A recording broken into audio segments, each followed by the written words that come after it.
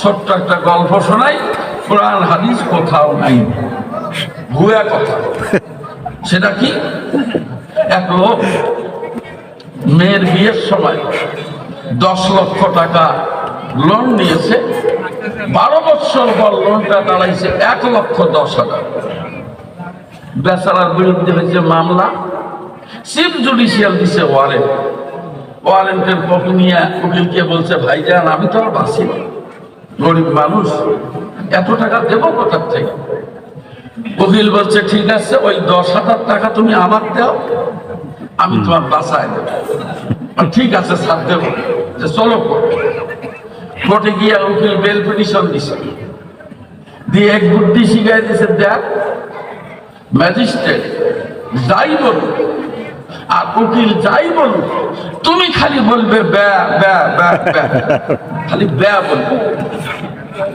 তা উকিল বলতেছে, কি রে 12 বছর আগে লোন জমিয়ে ফাজলামি করার জায়গা পাও না, লোন পরিশোধ করো না কেন? এই লোকটা বলতেছে ব্যা ব্যা ব্যা ব্যা ব্যা ব্যা, খালি ব্যা ব্যা। চিফ জুডিশিয়াল বলছে, shut up, don't thought that I have sold myself to this is the court, এটা একটা কোর্ট, ফাজলামি করার জায়গা পাও না, ব্যা ব্যা ব্যা ব্যা ব্যা ব্যা ব্যা।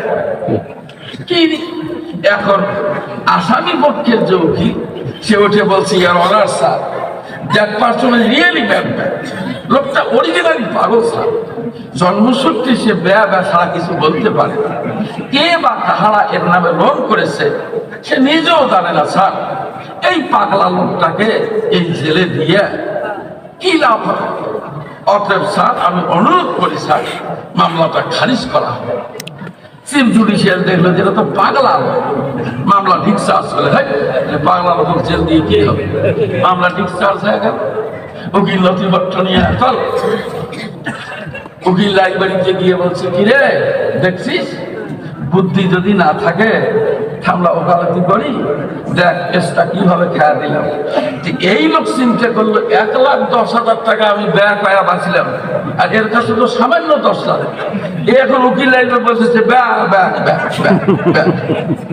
উকিল বলছে, থাক মিয়া, এটা তো কোর্ট না, এটা উকিল লাইব্রেরি, টাকা দেখবা ব্যা ব্যা ব্যা ব্যা। এখানেও ব্যা।